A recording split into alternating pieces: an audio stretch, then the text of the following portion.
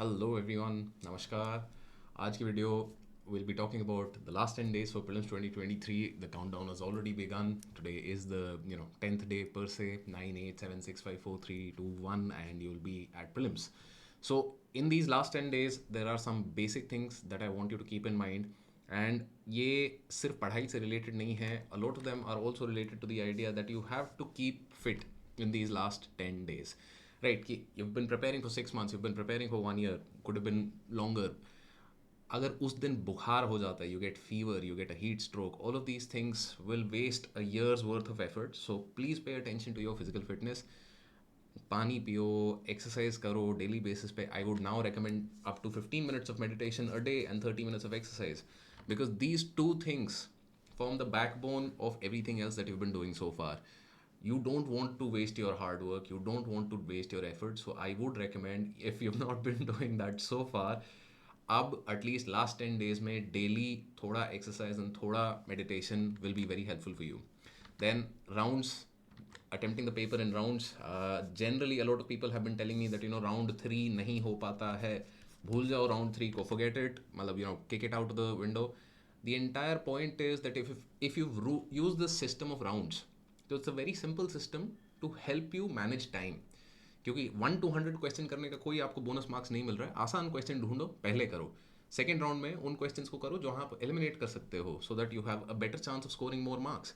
Right, because in the end, remember, time management is very very important in your prelims exam. But at the same time, अगर अब तक rounds में आपने practice नहीं किया है या आपको लगता है ये सिस्टम आपके लिए काम नहीं करता है, so please be very comfortable playing your own game. ऐसा कोई मतलब हार्ड एंड फास्ट रूल नहीं है कि राउंड्स में नहीं किया तो नहीं होगा.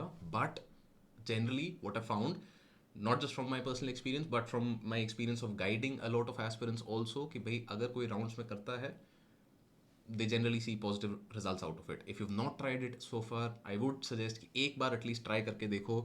It's a very useful, very simple technique. I'll also link a video where I'll be detailing कि भाई किस तरीके से आप राउंड्स में चीज़ों को अटेम्प्ट कर सकते हैं.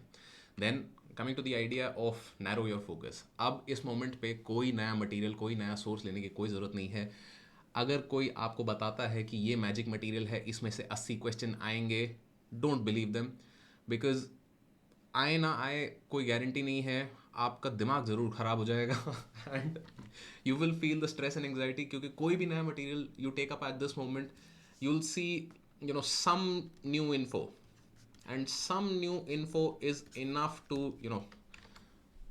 blow your brains out कि भाई what the hell, I've not even done this, I've not seen this, where is this coming from, what are all the other people doing. So all of those questions are not useful for you at this moment.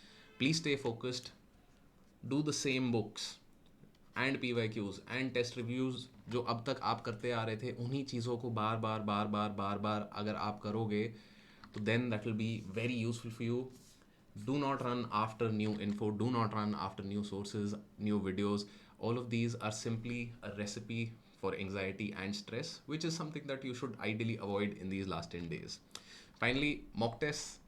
अगर अब तक you've given about 20 plus mock tests, including sectional length, full length, anything, 20 plus आप दे चुके हो, तो then no need to give any more mock tests right now. But if you've not given 20, I would suggest कि थोड़ा practice कर सकते हो. और but still, in the next 2-3 days max to max, don't stretch out into next week में तो definitely don't give any more tests. Why?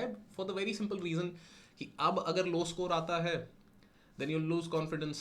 अब अगर high score आता है तो you'll become overconfident, and both of them are bad situations. So personally, I used to prefer कि last 7 8 10 days में I would not give any more mock tests, provided I have practiced enough already, which is why I'm asking you कि अगर आपने 20 test दे दिए हैं तो please do not give any more mock tests now. Focus on revision. Revision अब किस चीज़ की करनी है? सबसे पहले आपके जो प्रॉब्लम एरियाज है, जो भाई मतलब आपको दिख रहा है कि भाई ये तो नहीं चमका या ये इशू है, and these are concepts. Particularly concepts पे ज़्यादा फोकस करना है आपको यहाँ पे. फैक्ट्स अब अगर थोड़े नहीं हुए हैं, छूट गए हैं, तो मतलब इतना उस पर स्ट्रेस लेने की ज़रूरत नहीं है. दैट डज नॉट मीन कि you like let it go completely, but your priority is conceptual clarity. Right, तो कॉन्सेप्ट्स में प्रॉब्लम एरिया जो हैं वहाँ पे सबसे पहले revision. Second is high priority areas. Right, high priority areas कौन से थे? If you seen the trends वाली video that I had made, I also link that. so that you'll see that in the top corner over there. So in that video I'd shared कि भाई देखो इस subject से ये most frequently asked questions हैं. I'd also made an Excel sheet. If you've not seen it so far, एक बार मैं ज़रूर बोलूँगा नज़र मार लो, क्योंकि उसके हिसाब से फिर आप कर सकते हो कि जैसे फॉर एग्जांपल इन्फ्लेशन से हर साल 3-4 सवाल बन जाते हैं. अगर आपने अब तक इन्फ्लेशन नहीं किया है ठीक से, ये सोच के कि भैया इन्फ्लेशन छोड़ के जाओगे, तो that is very very wrong. So please focus on high priority areas after you have done conceptual clarity, and then finally आपका जो weak spots है कि भाई ये areas मैं बार बार गलतियाँ करता हूँ या करती हूँ, then you come and revise those areas. Revision is the key right now in the next 10 days, क्योंकि आपने बहुत कुछ पढ़ लिया है. Now it is the time to make use of all of that information, right? And finally, uncertainty is going to be the norm. Please keep in mind, no matter what happens, कि आप paper में जाके expect कर सकते हो कि भाई UPSC आपको गूगली फेंकेगा, यूपीएससी कोई नए टाइप के क्वेश्चंस आपको ला के दे सकता है. There will be random difficulty spikes in the exam. Even when you go with the expectation कि भाई ये सब हो सकता है, कि रैंडम वो स्पोर्ट्स से सवाल कुछ पूछ देंगे या रैंडम किसी नई चीज़ से पूछ देंगे जो मैंने देखा भी नहीं, सोचा भी नहीं कभी, मतलब मन में भी नहीं आया कि ये करके चलते हैं. So despite expecting all of these things, UPSC will still come out and surprise you in some way. So please don't be stressed out about that. Why? Because keep in mind that everybody is feeling that heat. Everybody is equally surprised. अगर surprise होता है ना किसी paper में किसी भी time, तो सबके लिए होता है एक साथ और सबकी फटती है उससे. तो that is the great leveller कि भाई सिर्फ मेरे को दिक्कत नहीं है, सबको दिक्कत है. एंड अब जब प्लेइंग फील्ड इक्वल है, so then I should be able to perform. That is what you need to focus on for the next 10 days, कि no matter what happens I want to use whatever I have learn so far, and that is where you should be focusing. That is why physical and mental fitness, revision, no more tests, all of these things are going to be very helpful for you in the last 10 days. If you have any doubts, anything that you want to discuss, जो कुछ रह गया है, कुछ हो गया, तो I'll also be conducting a live session tomorrow for discussing any prelims related doubts. Rest you can also leave some comments in the video का video below.